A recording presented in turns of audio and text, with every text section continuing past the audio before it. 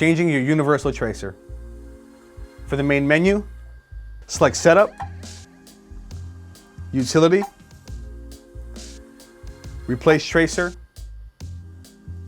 and yes. Remove the jaw. Select OK. Use your 2.5mm T-wrench to remove the set screw on the right-hand side of the plastic guard.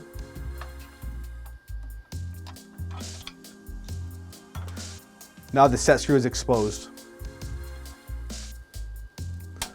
Loosen your set screw with your 2.5mm T-wrench.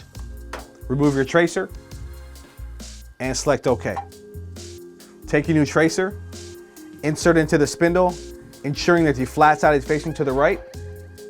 Take your 2.5mm T-wrench, tighten down the set screw,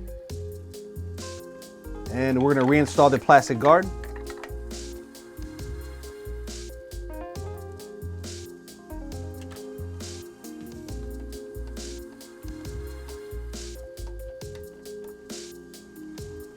And select OK. Install A-jaw, lock your lever into place, and select OK.